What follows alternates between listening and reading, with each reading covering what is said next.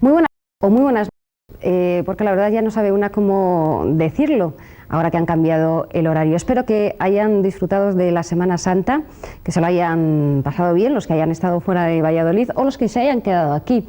Bueno, hoy vamos a hablar de racismo, como adelantábamos la pasada semana. Hablaremos de racismo en punto de mira, de tolerancia. ¿Somos los vallisoletanos racistas? ¿Cómo actuamos ante gente de otra raza, de otra cultura? Bueno, de todo ello vamos a hablar a continuación aquí en Punto de Mira. Más tarde, Punto de Mira se desplazó hasta la Galería del Pasaje, una exposición que va a tener lugar hasta el próximo 20 de abril de Marisa Casado. En nuestra segunda parte del programa ya saben que hablamos normalmente de salud. Bueno, pues en esta ocasión también vamos a hablar de salud. Va a estar con nosotros el doctor don Pedro Gómez Bosque. Hablaremos en esta ocasión de la depresión. De la depresión además primaveral, porque las estaciones, los cambios de estaciones, a algunas personas les afectan de una manera y a otras de otra, y a algunos les provoca una depresión. Abordaremos pues el tema de la depresión. Más tarde estará con nosotros también Tony Sanz, Antonio Samaniego, porque dentro de nada, en breves días, va a exponer aquí en nuestra ciudad, en Valladolid, una exposición muy peculiar de caricaturas de personajes famosos y muy conocidos por todos ustedes de Valladolid. Más tendremos a Elisa con Los Astros Mandan. Ella nos contará quién es el horóscopo afortunado de la semana y quién es el menos afortunado. Y en esta ocasión hablaremos de los riesgos de salud, de los trastornos de salud de los distintos signos del zodíaco. No se vayan porque nos vamos en un momento a publicidad y enseguida regresamos. Estudiando cada uno de los detalles,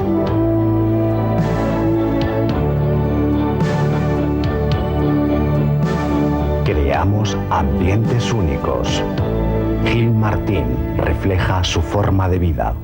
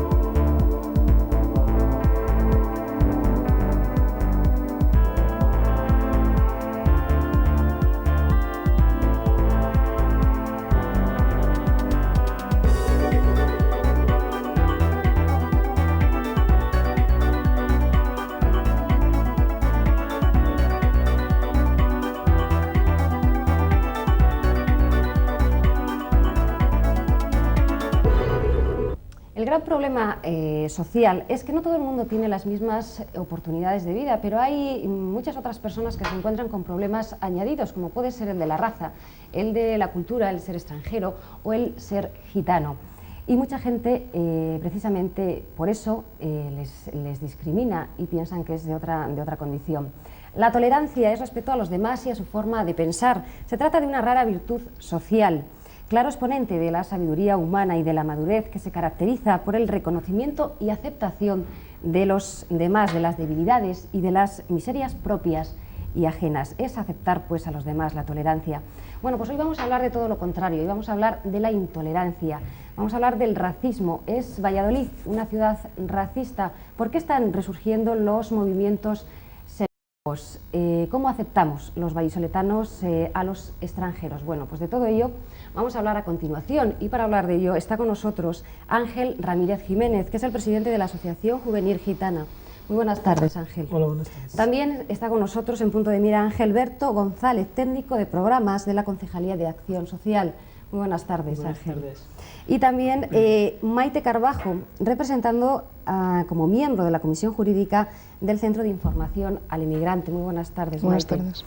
Bueno, pues vamos a comenzar, si os parece, lanzando la primera pregunta. ¿Qué entendéis vosotros por racismo? A ver, ¿quién comienza? Racismo... Porque se habla de racismo, pero bueno, ¿cuál sería su definición o qué es lo que entendéis vosotros por racismo y por lo que se lucha Racismo es un rechazo a la diferencia que tiene que ver exclusivamente con los rasgos característicos de las razas, es decir, el color de la piel, con características físicas fundamentalmente. Es tan absurdo y tan irracional pues, como juzgar muchas veces el contenido de un libro por el color que tienen las tapas, ¿no? Y se no alcanza a comprender muchas veces la razón, el porqué de ese rechazo. Cuando no se juzgan los comportamientos concretos de esa cultura distinta, de esa raza distinta, si es que los tiene, simplemente se queda en un sentimiento irracional que califica al que de por sí actúa en contra de ellos, ¿no?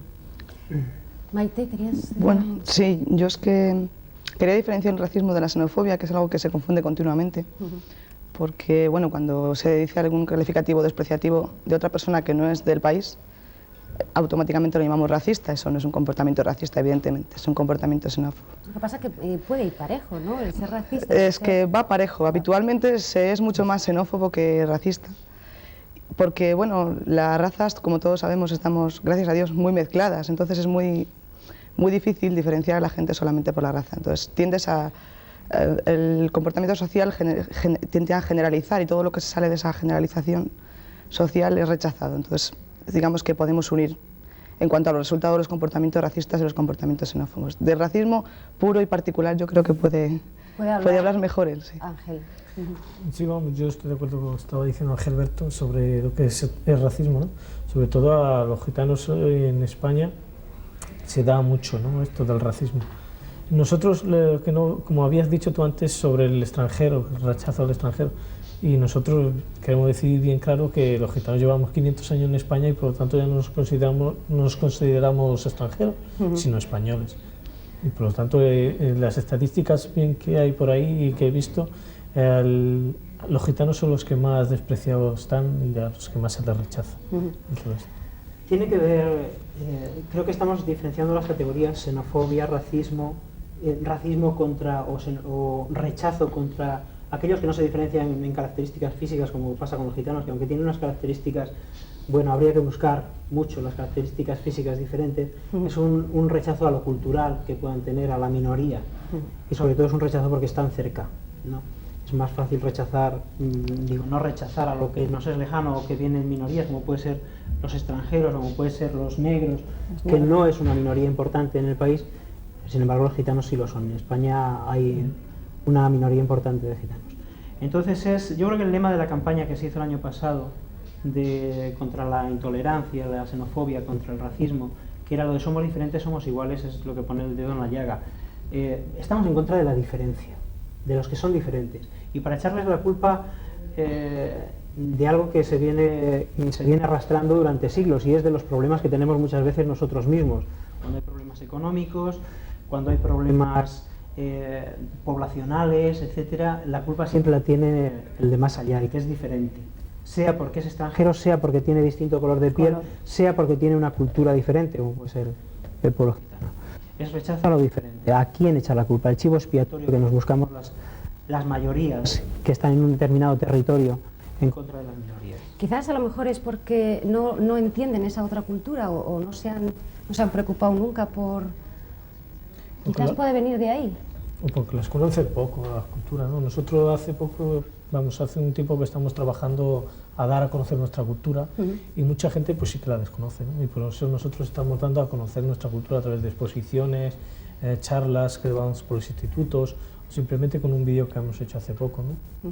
Porque ser gitano es una manera de vivir y una manera de pensar distinta a los payos, Ángel. No, vamos, los gitanos siempre hemos querido un poco guardarnos un poco al rechazo, ¿no? Por eso nosotros los gitanos siempre nunca nos hemos abierto a la sociedad mucho porque vemos ese rechazo que hay, ¿no? Continuamente, y nosotros nos sentimos un poco pues así, ¿no? Con recelo, es decir, si entro me tratarán bien o me rechazan, y tenemos ese miedo, ¿no?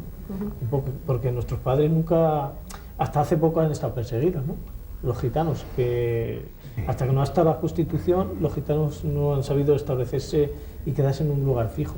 Sí, Ángel, pero hay muchos gitanos que no aceptan a los payos también. Entonces, se puede hablar también de racismo, pero entre vosotros, ¿o no? No es ese, como tú dices bien, yo lo diría porque nosotros en nuestro barrio mismo tenemos unos cuantos payos que son gitanas. gitanas con payos, ¿no? Payos con gitanos. Bueno, pero sigue existiendo Pero eso. que sí que a lo mejor por mantener un poco, yo no sé, diría la cultura o algo, también a veces hay eso, ¿no? Es decir, ese cuidado de que nuestros hijos no se casen con payos o los payos no se casen con las gitanas, ¿no?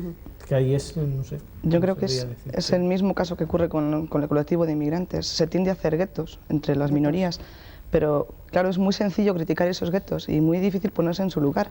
Cuando alguien está en minoría, se siente amenazado y entonces, claro, tiende a aglutinarse con los que son como él, con los que le comprenden, con los que no hay miedo al rechazo. Entonces, el gran reto social es precisamente eso, que seamos capaces de vivir una sociedad multicultural sin tener la necesidad nadie de crear guetos porque no se siente amenazado, ¿no? Y poder a la vez pues, dar a conocer su cultura y no asimilar por necesidad la mayoritaria, ¿no? Ese es un reto y además cara al futuro el más importante, conseguir una inserción cultural y social de todos sin que haya una absorción, es decir, sin que cada uno pierda su identidad, su propio modo de vida y su ideología, ¿no?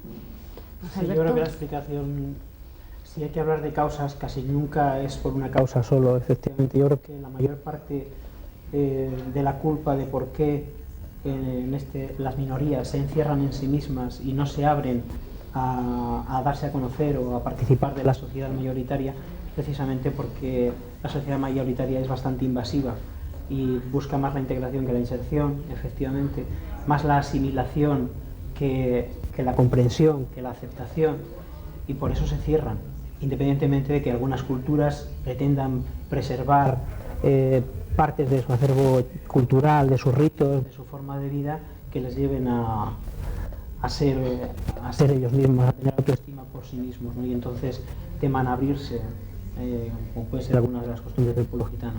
Pero la mayor parte de la culpa la tiene el rechazo de la sociedad mayoritaria, que hace que las minorías se metan en su concha y se automarginen, incluso ellos, ¿no? ¿De qué sería sinónimo racismo? Yo creo que de inseguridad personal. Las pocas contactos que yo tengo pues con personas, son grupos, gracias a Dios, bastante reducidos en esta ciudad todavía. Es eso, la sensación de alguien que no tiene, suelen ser gente muy joven, estoy hablando de la gente activista, no hablo del sentimiento racista en general. Suelen ser gente bastante joven, sin perspectivas de futuro, sin una personalidad clara y bueno, manejados por no se sabe muy bien qué, eso todavía está por deslindar. Desde luego hay intereses superiores, eso está claro, porque a un chaval de 15 años no puede pensar de tener ciertos puntos o tener una de vista. Un poco clara, ¿no? No, o sea, eso es adquirido desde algún sitio, desde algún lado, ¿no? Además están organizados. Sí. ¿Pensáis que el fascismo y el racismo generalmente va unido siempre? Yo sí.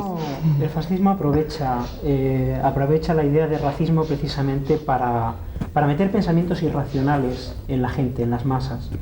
Yo no creo que la mayor parte de la gente se pare muchas veces a pensar las cosas, y de hecho, como le preguntabas a ella, yo creo que racismo es sinónimo de irracionalidad, está clarísimo, porque casi todas las cosas por las cuales juzgamos a aquellos que rechazamos a nivel racista son irracionales.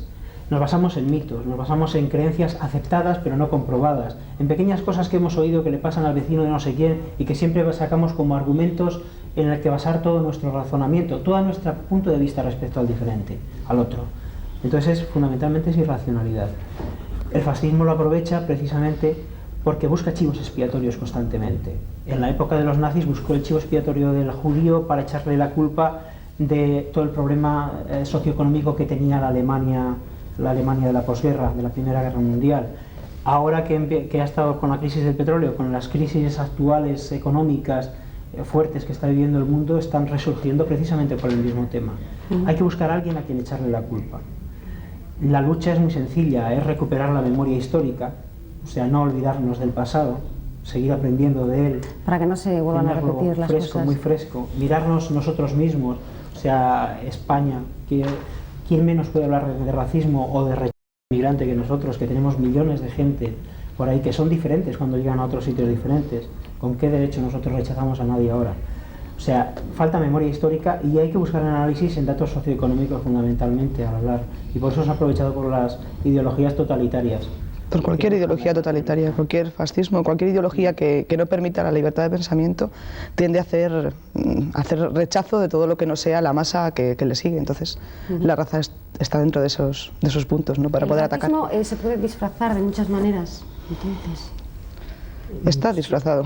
Está disfrazado. Es muy común oír a cualquier vallisoletano medio, ¿no? Yo no soy un racista, yo soy tolerante.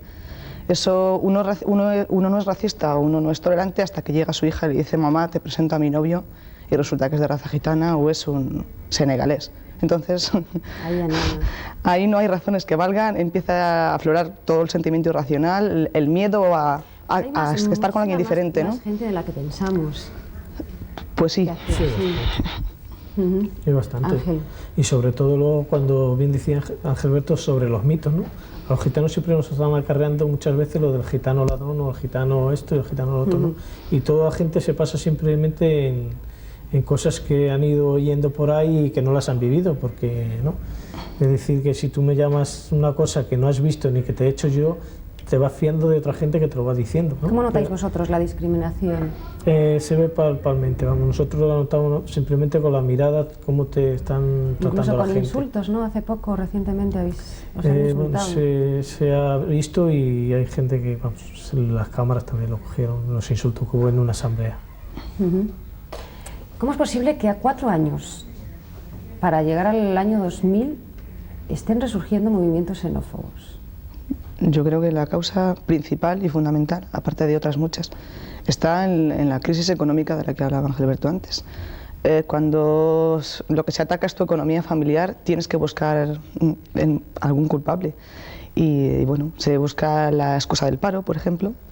Bueno, yo quisiera dar un dato, por si alguien no lo sabe, que es muy significativo. No sé si la gente sabe que todavía hay 1,5 millones de españoles, en general, fuera de España trabajando. Y no llega al 1 millón de inmigrantes en el país.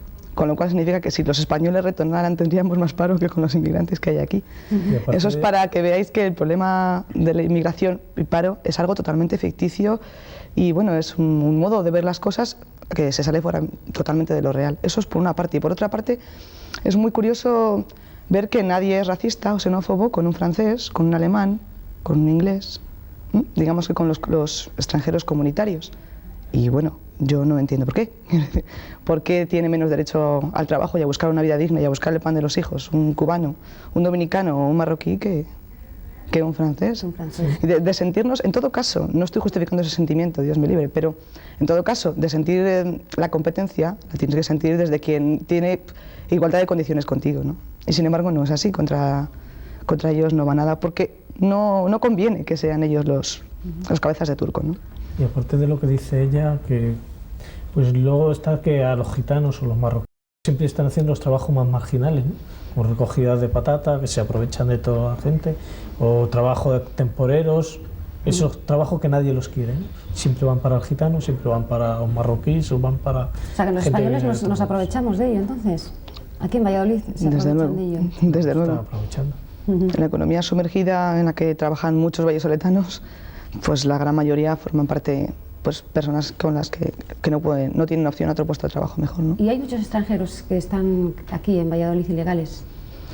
Bueno, pues al ser ilegales no te puedo decir exactamente las cifras porque no están censados en ninguna parte. Hay censados unos 1.200. Pues no hay tantos en Valladolid ciudad, quiero decir. Bueno, en la provincia de Valladolid, en Castilla y León concretamente, la ciudad donde más inmigrantes hay es en León, pues la zona minera, ¿no? La zona rural minera. Pero claro, te estoy hablando siempre de inmigrantes legales. Hablar de cifras en ilegales es hablar del sexo de los ángeles, no sabes realmente cuántos hay. Primero porque la ilegalidad a muchos les hace estar en la marginación más profunda y por tanto no es fácil verlos aflorar, ¿no? Y eso primero. Y segundo, si son ilegales precisamente ya se cuidan ellos de que no están censados por ningún lado. De todas formas, el problema en Valladolid no es tan acuciante, no hay un número, palpablemente se ve por la calle que no hay un número excesivo, ¿no? Excesivo me refiero que a la mayoría de la legalidad nos haga sorprendernos, ¿no? ¿El CIE para acabar con el racismo? Bueno, pues el CIE tiene varios planteamientos. Uno es la prestación de servicios y es pues prestar servicios de orientación jurídica, orientación social, que bueno, pues es lo que más se ve, ¿no?, cara a la gente, que lo que hacemos es pues dar información tanto jurídica como de las posibilidades sociales, y todo lo que no podamos resolver, que es la gran mayoría, pues lo derivamos a las instituciones correspondientes, ¿no? Esa es la labor de prestación de servicios. Pero hay otras dos labores que creo que fundamentales y más importantes. Una es la creación de conciencia social acerca del problema que supone para un inmigrante pues, chocar con una cultura mayoritaria que no es la suya. ¿Cómo se puede educar a la gente que es racista, que es intolerante, que lo sea? Bueno, pues creo que uno de los modos, y además lo hace el CIE desde otro punto de vista, es la educación. Es fundamental. Hasta ahora no se estaba tocando nunca lo que es la educación multicultural, ¿no? Ahora con la ESO famosa, la secundaria, hay áreas transversales de educación, ¿no?, que tocan este tema. Y tanto los compañeros de la Asociación de la Esperanza, pues como nosotros hacemos una labor de concienciación para que desde pequeñitos uno entienda que la diferencia, a fuerza de separar, lo que hace es enriquecer, ¿no?, y que enriquece todas las culturas, y que la propia cultura hispánica es fruto de mezcla de otras culturas, ¿no? Eso es lo que se puede hacer, yo creo que es lo más importante, empezar desde abajo, pues concienciando y educando para la multiculturalidad, porque el flujo inmigratorio es inevitable y a partir de sí lo que viene más, o sea, es algo que no puede parar. Por mucho que la ley quiera hacerlo, y lo están intentando, con las leyes para la inmigración no lo van a parar. Ángel Berto. Las leyes para la inmigración tienen una doble moral clarísima, en cuanto que mantienen la economía sumergida al no ser excesivamente estrictos a la hora de entrar, y sin embargo no permiten la legalidad y el acceso a mejores puestos de trabajo que temen que accedan la cultura, la sociedad mayoritaria. Yo estoy de acuerdo contigo en que lo que se puede hacer fundamentalmente es pensando en el futuro, o sea, tener medidas preventivas de tipo educativo, de trabajo con los niños.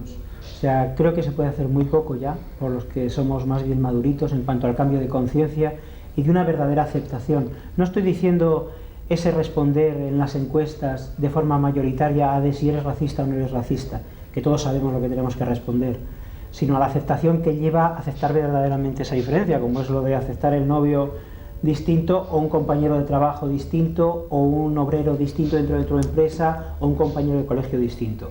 Eso es otra cosa. Y no creo que una conciencia ya muy formada, muy perturbada por todos los mitos y las sensaciones que tenemos de las culturas diferentes, esté dispuesta a cambiar más de esa respuesta universalista que se llama, que es decir, sí, yo no soy racista hasta que no me toca. Eso ojalá que lo consigamos dentro de una generación o 2 generaciones, el cambio verdadero, la aceptación verdadera, y para eso hay que luchar con medidas preventivas de tipo educativo desde niños. ¿El ayuntamiento qué va a hacer al respecto? El ayuntamiento lo que está haciendo es sumarse a las campañas, como pasó el año pasado, organizando el comité local, y bueno, pues desde lo que yo conozco de la concejalía en la que trabajo y tal, bueno, pues favorecer o intentar favorecer que año a año las vías indirectas de colaboración con las ONGs que ya están trabajando, los movimientos asociativos de tipo local o nacional, pues apoyándolas a nivel económico, que es lo que se puede hacer fundamentalmente, y si necesitan apoyo de otro tipo, pues bueno, pues abiertos a esa colaboración. En otro tipo de materias las competencias locales son bastante limitadas, o sea, puede favorecer actos, puede favorecer con instalaciones o con medios la propulsión de estos actos. Bueno, en principio añadirse a toda esta iniciativa que viene desde ámbitos más elevados, desde instituciones más elevadas, y luego favorecer a nivel interno toda la línea de subvenciones o de apoyo logístico, por decirlo de alguna manera, a la iniciativa popular, a la iniciativa social que ya existe. ¿Y qué piensa la Asociación Gitana para acabar con el racismo y además en vuestras propias carnes? En nuestro tema hay un barrio que, como todo el mundo conoce, como es el barrio de la Esperanza, que tiende a desaparecer, ¿no? En este momento quedan todavía unas 66 casas, pero para que te des de cuenta un poco, si todo el mundo está pidiendo, toda ciudad está pidiendo que este barrio desaparezca, yo lo que digo es por qué la gente luego de otros barrios se opone al realojo, a que nosotros salgamos de ahí y nos realojemos por toda la ciudad. Ahí estás viendo un claro rechazo y racismo, ¿no? Porque lo que nosotros queremos es vivir, estar con la gente, convivir, ¿no? Y dejar un gueto que nada más crea problemas, ¿no? Un sitio donde todos nos culpan, por todo nos culpa a toda la gente sin diferenciar a nadie, nos meten a todos en el mismo saco y nosotros queremos, pues eso, vivir, y al que esté haciendo una cosa ilegal, pues que se le castigue o que le cojan o haga lo que sea, pero que a los demás no nos juzguen a los igual. Y por eso este barrio, como te digo, tiene que desaparecer. Y si la ciudad quiere que desaparezca, por lo tanto, tiene que aceptar a que los vecinos de La Esperanza pues vayan a vivir dignamente en otros barrios. La inserción social. Esto viene a cuento. El verano pasado, con motivo de una exposición conjunta que organizamos dentro del comité local contra el racismo, la xenofobia y tal, se hizo una encuesta de población sobre temas precisamente de actitudes hacia el pueblo gitano, hacia la convivencia con el pueblo gitano, y se manifiesta un poco lo que yo he dicho y lo que está diciendo ahora Ángel, ¿no? Cuando las preguntas son de tipo generalista, universalista, el tipo de ¿crees que debemos de vivir separados, payos y gitanos?, todo el mundo sabe lo que tiene que contestar. No, todos debemos de vivir juntos, somos hermanos. Hasta que no te toca. Exactamente. Cuando ya las preguntas se van haciendo más concretas es donde empieza a aparecer el miedo, la dificultad de convivencia, ¿no? Cuando ya se pregunta, ¿te gustaría tener por vecinos a familias gitanas? Ahí ya, si estamos hablando de un 90 y tantos % de población que en principio piensa que debemos de vivir juntos, enseguida pasamos a un 50% que piensa que no le gustaría tener como vecinos a familias gitanas. Y ya si la pregunta todavía es más concreta, del tipo, ¿crees que nos comportamos de diferente manera los payos y los gitanos viviendo en comunidad? Como es una pregunta un poco indirecta, pero que sí que nos atañe al comportamiento concreto, todavía es más elevado el número de personas que contesta que sí que somos diferentes, que sí que son negativamente diferentes a nosotros. Se comportan de manera ruidosa, no tienen respeto por las normas comunitarias, son más sucios, etcétera, ¿no? Afloran todo ese acervo de mitos o de ejemplos lejanos que tienen ellos de gente que ha convivido. Porque a pesar del rechazo que existe, lo que sí que se muestra con la encuesta en ese aspecto de la convivencia, de la vivienda, es que las familias que ya tienen vecinos gitanos, en un porcentaje menos elevado rechazan a la familia gitana que aquellos que solamente hablan de oídas dentro del mismo barrio pero que no les tienen como vecinos. Entonces, bueno, eso nos cabe la esperanza y la moraleja de que cuanto más nos conocemos, más nos aceptamos, o por lo menos nos aceptamos mejor, aunque es alto el rechazo. Por ahí va la historia, o sea, cuando ya nos toca, pues efectivamente el rechazo existe. Por eso cuando ya estamos hablando de que viene una familia realojada a mi bloque a ser vecino del A y yo soy del B, es cuando surge el problema. O sea, todos sabemos que tiene que desaparecer el barrio de Esperanza, pero nadie queremos que nos toque a nosotros el problema. Quizás las campañas de publicidad también están ayudando.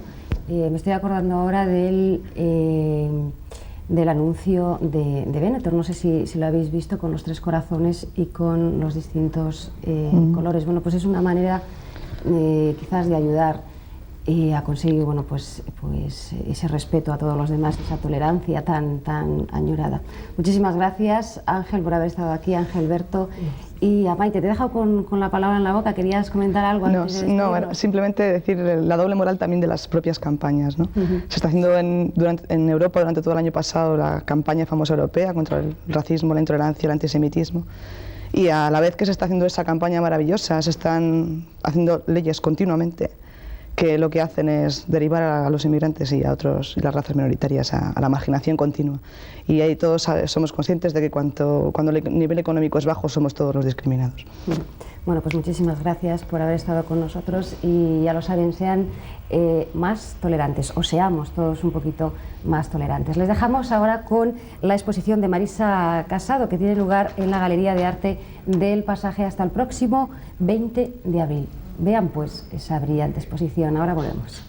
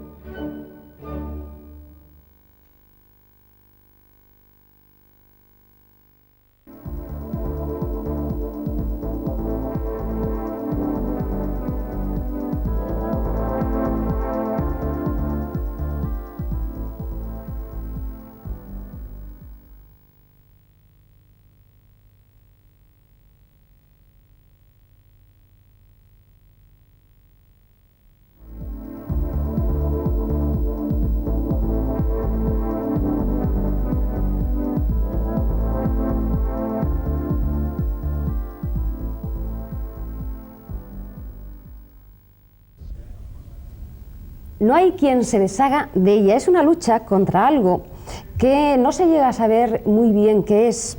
Nadie está libre, además, de poder caer en ella. Se pierden las ilusiones e incluso la autoestima.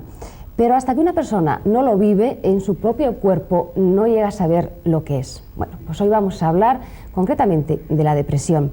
Y para hablar de ello está con nosotros, ni más ni menos, en punto de mira, toda una institución, el doctor Pedro Gómez Bosque. Más de 40 años siendo catedrático de anatomía y especializado en problemas cerebrales. Profesor, además, ahora emérito de la Facultad de Medicina. Muy buenas tardes. Hola, Yolanda. Don Buenas Pedro. tardes. ¿O le puedo llamar Pedro? Me puedes llamar Pedro. Perfectamente. Y yo te llamo Yolanda y tú me llamas Pedro. Muy bien. Se la llama la enfermedad del siglo XX porque cada vez son más los casos de depresión que hay. No se conoce muy bien, además, las causas. No, sí. Se conoce bastante, no todo, pero bastante, ¿no? O sea, tú piensas que hay dos grandes tipos de depresiones. Las depresiones que se producen por catástrofes, por ejemplo, alguien que se le muere a alguien, una persona querida, entonces eso se llaman depresiones reactivas. Por una causa. Claro, por un motivo, Entonces es una reacción depresiva, exógena, se llama, depresión exógena, reactiva, como por ejemplo la reacción de duelo. Cuando a alguien se le muere una persona querida, el duelo que siente, el sufrimiento que siente es una depresión, ¿no? Entonces eso es una variante de depresión. Y luego hay depresiones endógenas, que son producidas por alteraciones bioquímicas del cerebro. Entonces, o sea, son dos cosas completamente depresión, diferentes. entonces, te puede surgir, porque hay mucha gente que ha caído en una depresión y no sabe muy bien por qué, o sea, no, sin una causa concreta, sin problemas, sí, sin motivos concretos. Sin motivo aparente. Pero ya digo que en ese caso se trata de una depresión endógena producida por alteración metabólica del cerebro. O sea, ha sido por el propio metabolismo, entonces. Claro, se puede una decir. alteración metabólica del cerebro. O sea, en el cerebro hay una zona muy importante que se llama el cerebro emocional, porque tiene fundamentalmente relaciones con las emociones, y para que las neuronas de ese cerebro emocional funcionen equilibradamente, pues hace falta que estén recibiendo mensajes de otras neuronas que están muy abajo en el tronco del encéfalo, y esos mensajes son químicos. O sea, son, por ejemplo, pues una sustancia que se llama la noradrenalina, otra sustancia que se llama la serotonina, son fundamentales. Se sufre mucho con la depresión. Sí, mucho, por supuesto, ya lo creo, muchísimo. ¿Qué Muchísimo. siente una persona deprimida? Lo acabas tú de decir hace un momento, ¿no? O sea, fundamentalmente es un estado de profunda tristeza, profundo pesimismo, todo se ve negro, no hay ilusiones, incluso surgen ideas de suicidio, ¿no? O sea, que son Siempre tienen que estar, o se tiene que estar triste cuando estás deprimido o deprimida, o no puede haber altibajos, porque hay mucha gente que dice, bueno, yo estoy deprimida o estoy deprimido, y coge, se viste, se arregla y se va de... Hombre, claro, naturalmente, siempre, y a lo mejor sí tiene siempre esas posibilidades, pero en el fondo tiene una depresión, ¿no? Y entonces, aunque esa depresión la pueda enmascarar, digamos, ¿no? Yéndose al baile o yéndose a una cafetería, pero cuando retorna a casa se encuentra otra vez con su tristeza, ¿no? Su tristeza profunda, que es el carácter fundamental de la depresión. ¿Cómo se puede evitar esa tristeza, esa angustia, esa ansiedad? Una cosa es la angustia y otra cosa es la depresión. Es distinto. Lo que pasa es que muchas veces son cosas con la depresión, ¿no? te puede venir la angustia, ¿no?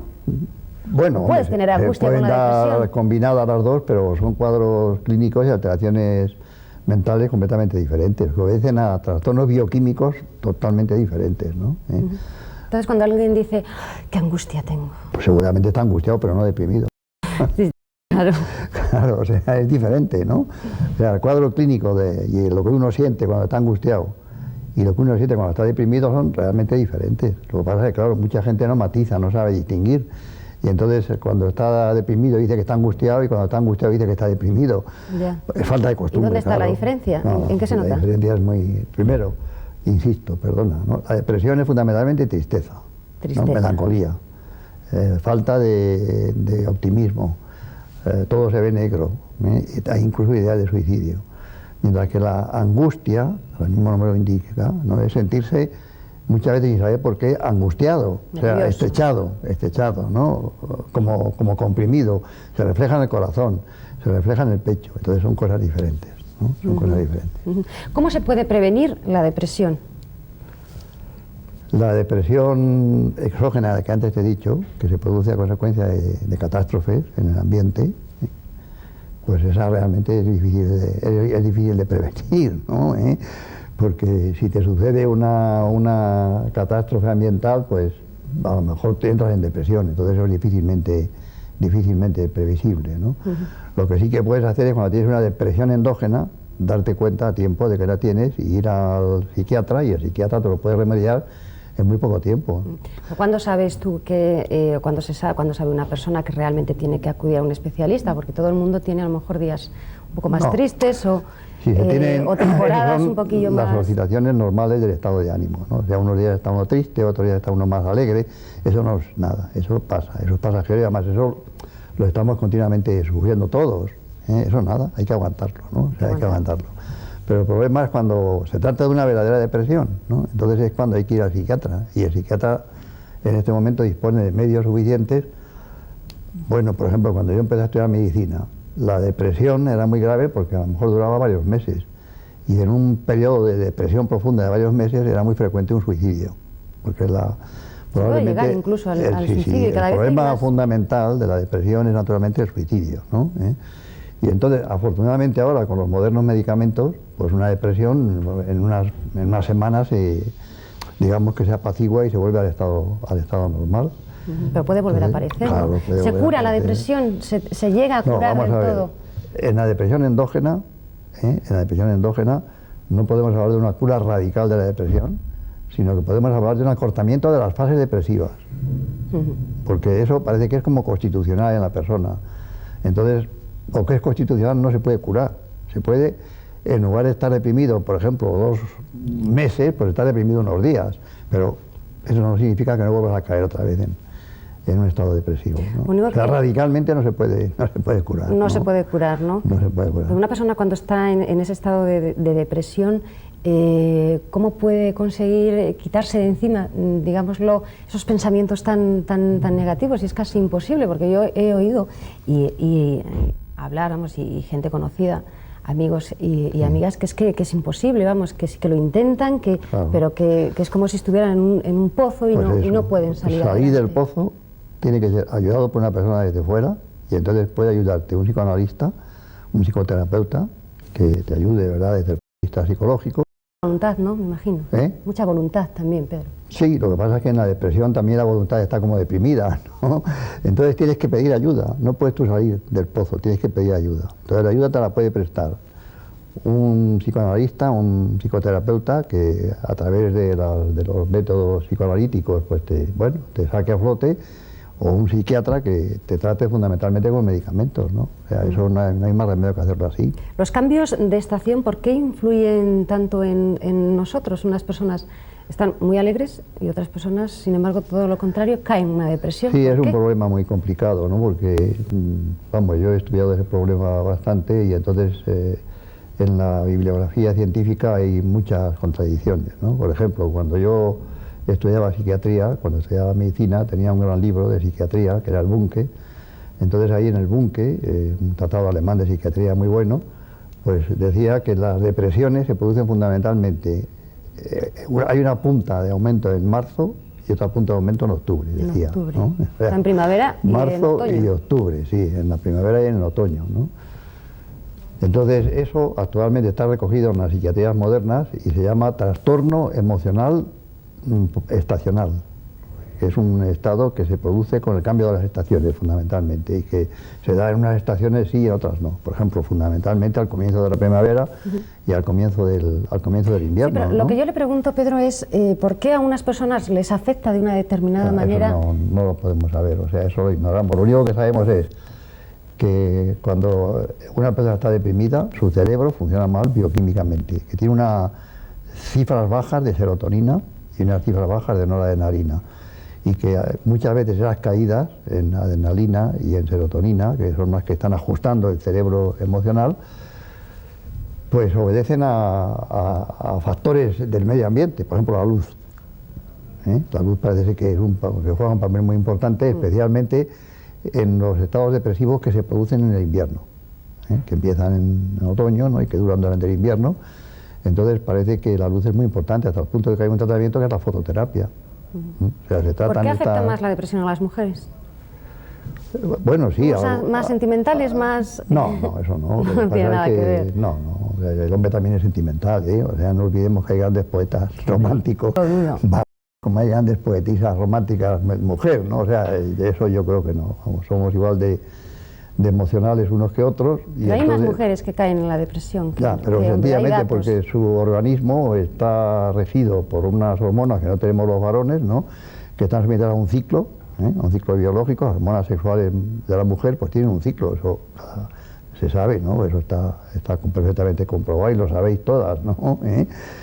El ciclo menstrual pues es un ciclo, ¿no? Y entonces nosotros no, tenemos un metabolismo más estable desde el punto de vista hormonal, y entonces es posible que alteraciones en ese ciclo pues ellos repercutan en el otro ciclo mental, ¿no?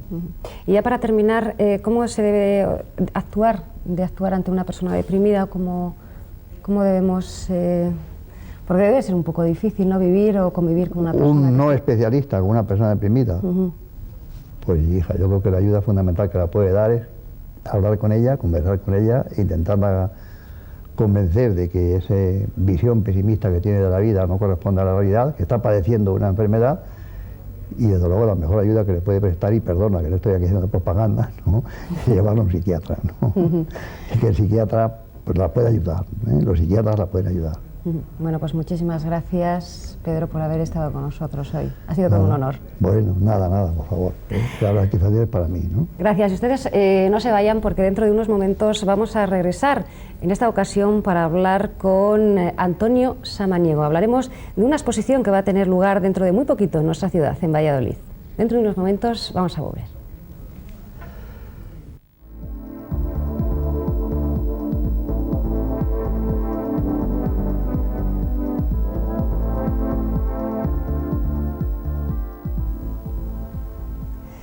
Seguimos en Punto de Mira y lo vamos a hacer hablando a continuación de una exposición que va a tener lugar la próxima semana. Tendrá lugar en la Caja de Ahorros del Círculo Católico, una exposición muy curiosa porque es concretamente de caricaturas. Está con nosotros Antonio Samaniego, que es precisamente el autor de ellas. Muy buenas tardes, Antonio. Buenas tardes. Voy a leer a continuación algo de lo que han escrito de él y ahora me comentas. Antonio Samaniego, se firma San, sin duda porque sabe que es un tío grande en esto de la caricatura, arte difícil donde los haya, que representa en el dibujo lo que la poesía satírica en la literatura. No me resisto por todo ello a decir, con toda lógica, Samaniego es un artista de fábula y lo firma Vizcaíno Casas. ¿Qué te parece?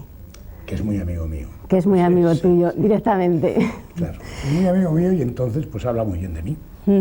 Pero algo de razón tendrá, ¿no?, en todo eso. Cuéntanos o háblanos un poquillo, si te parece, de esos principios, de esos comienzos artísticos, Antonio. Bueno, yo creo que recuerdo haber dibujado antes de escribir, prácticamente. Quiero decir, dibujo toda la vida. Sin embargo, no sé si tú recuerdas que mi primera profesión artística fue la música, la armónica. La armónica. ¿Lo sabías, no? No lo sabía, la verdad. Ah, bueno, pues... ¿Y de ello te has pasado directamente a...? Bueno, me abandonó la armónica a mí. Ah, te abandonó. Problema bronquial y tal. Pero vamos, yo estuve con la orquesta Xavier Cugat. Toqué con la London Symphony Orchestra. Es decir, llevé la armónica a nivel de instrumento sinfónico. Aquí en Valladolid toqué mucho, claro. Bueno, pero vamos a hablar, si te parece, de esa exposición tan peculiar que va a tener lugar la próxima semana, que es de caricaturas. Pero ¿qué es para Sam, te puedo llamar Sam, la caricatura? Bueno, la caricatura es una extensión del retrato, pero supongo que con más mordiente, con más picante. Más picante. Sí. Quizá la mía no tenga exceso de picante, es una caricatura amable. Más bien se puede considerar un retrato humorístico, pero vamos, de todas formas es mi estilo y es con el que sigo. Lo curioso de estas caricaturas es que están realizadas en collage, es decir, cada cosa que cambia de color es una pieza diferente. Esto es una chaqueta que es de tela. Bájalo si te parece, porque ellos lo estarán viendo en sus pantallas después. Coméntanos, por lo que estamos viendo, la técnica es un poco, vamos a decir, especial, ¿no?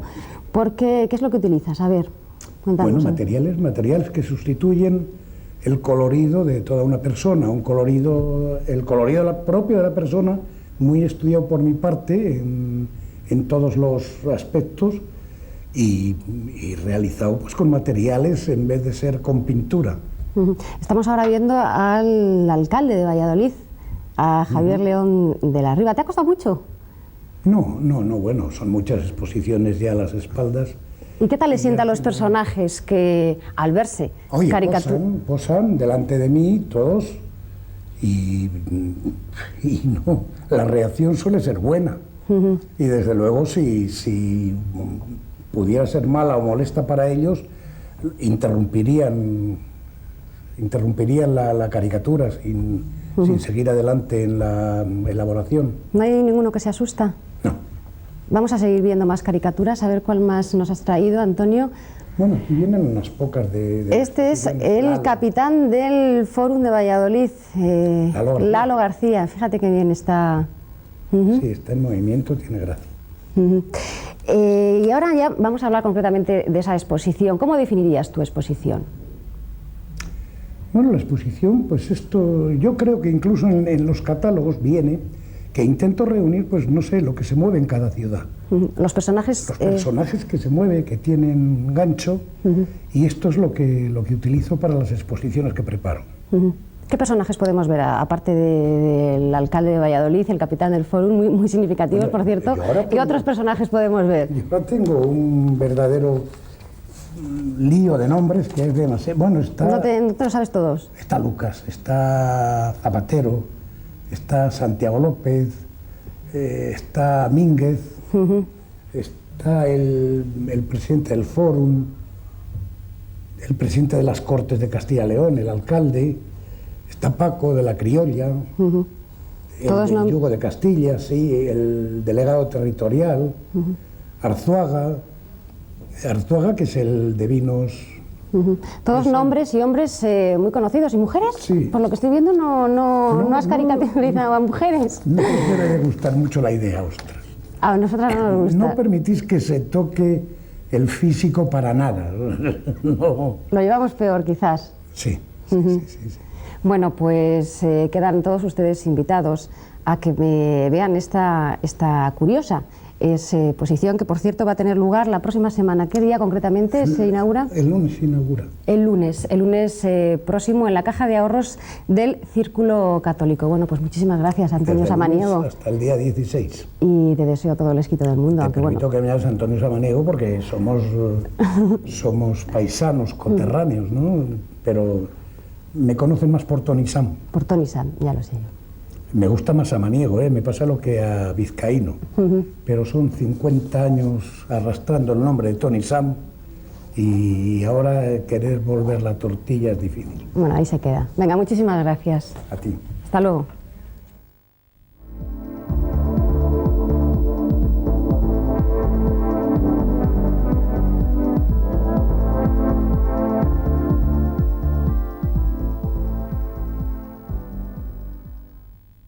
De vuelta de las vacaciones de Semana Santa, seguro que han hecho muchos de ustedes comidas muy copiosas. Bueno, pues bien, si quieren adelgazar o quieren que esos centímetros de más que les sobren desaparezcan, pues escúchenos con atención. Vuelve a estar con nosotros Marta Rivas, que es la directora de Slimming Center. Muy buenas tardes, Marta. Hola, buenas tardes. ¿Qué tal las vacaciones de Semana Santa? Bien, descansando un poco, sí.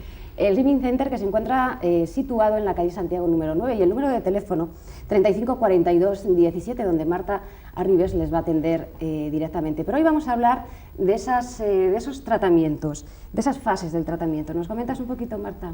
Sí, el tratamiento es muy sencillo. Consta de una primera fase para eliminar grasa, en la cual en cada sesión se pierde de 1000 a 1500 calorías, y una segunda fase, que es, una vez eliminado la grasa, vamos a trabajar el tejido para que quede terso y firme.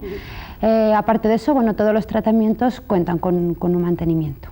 ¿En cuánto tiempo puede durar ese tratamiento? ¿Depende de los casos? Depende. Lo que sí que es cierto es que siempre son tratamientos completos, nunca sesiones sueltas. Ahora bien, dependiendo de cómo esté asentada esa grasa, de ahí que tengan que tener una cita previa para hacerles el estudio, se sabrá el tiempo y la duración, por supuesto, del tratamiento. Y los resultados, que seguro que muchos de ustedes querrán saberlo, ¿son visibles desde el primer momento? Hombre, desde el primer momento eso es un poquito, pero vamos, sí que puedo decir que en la sexta sesión del tratamiento se empieza a notar. Tú piensas que son 1.000-1.500 calorías las que estamos eliminando en cada sesión.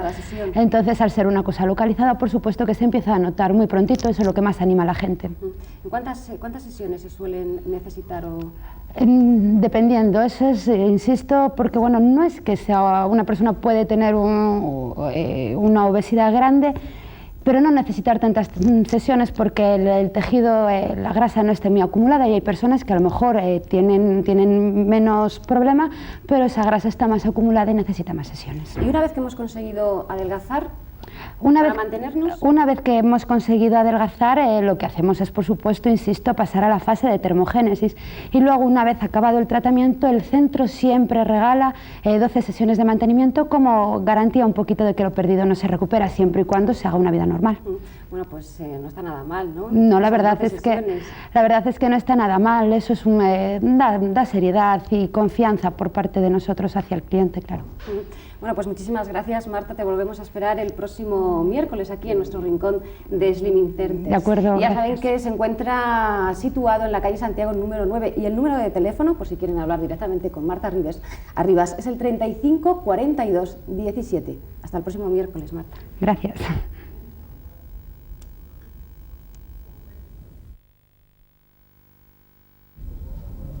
Los consejos de Slimming Center que nos daba concretamente Marta Arribas para adelgazar, para librarnos de esos centímetros de más. Y vamos a seguir hablando de salud con la sección Los Astros Manda. Vuelve a estar con nosotros Elisa. Muy buenas tardes, Elisa, ¿qué tal? Hola, Yolanda. ¿Qué tal las vacaciones de Semana Santa? Pasando unos días por el norte, bien, curándome un poco de la alergia. ¿Y ya estás mejor? Parece que estoy mejor, sí. Y ya te echábamos de menos, y mucha gente nos ha llamado preguntándonos por ti.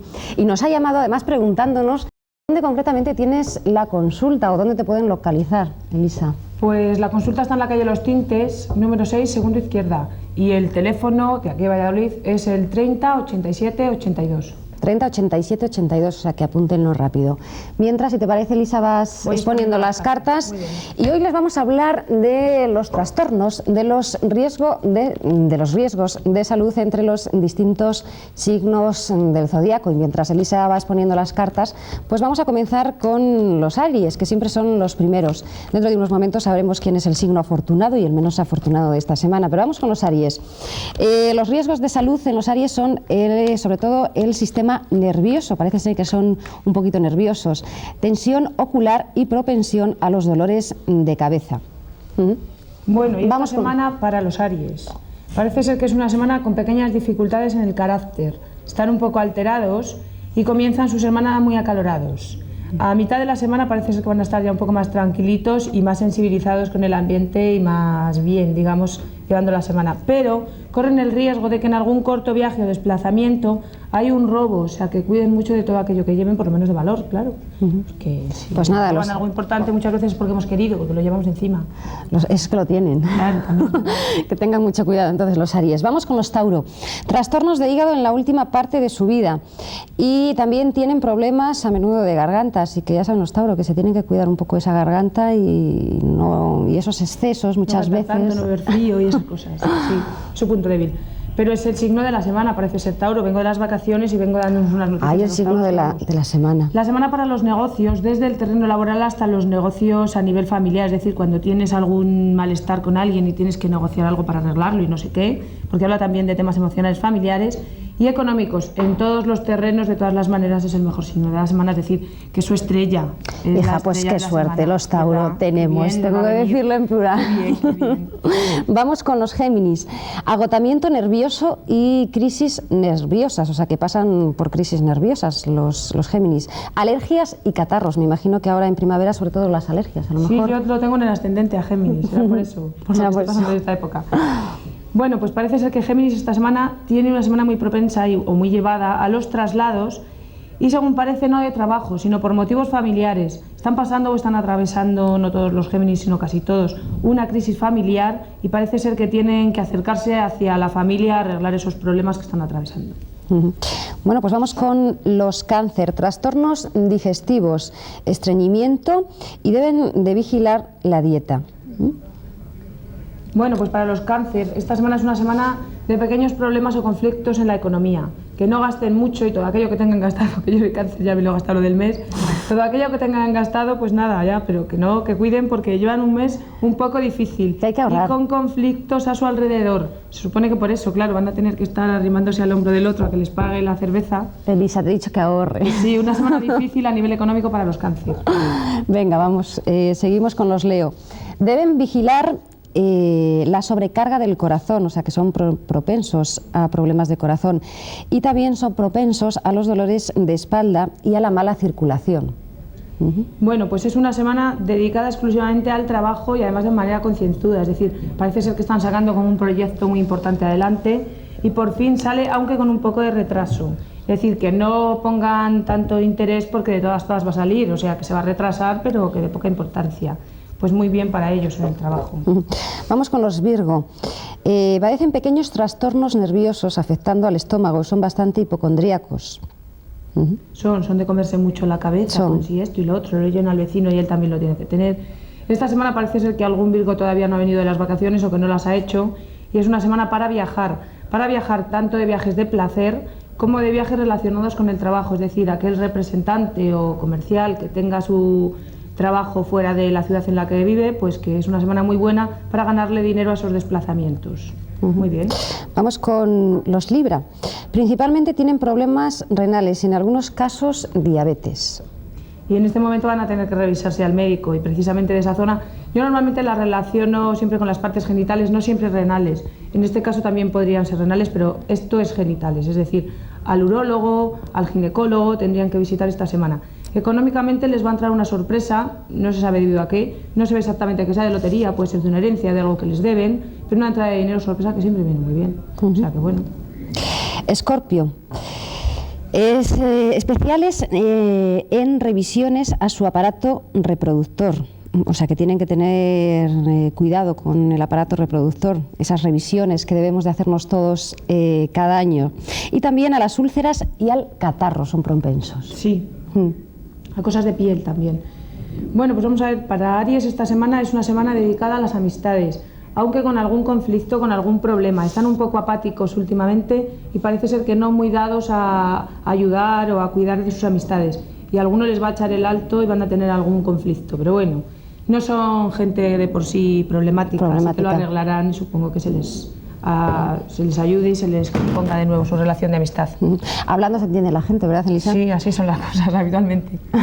Vamos con los Sagitarios. Son propensos a los accidentes, especialmente en caderas, muslos y sus correspondientes articulaciones.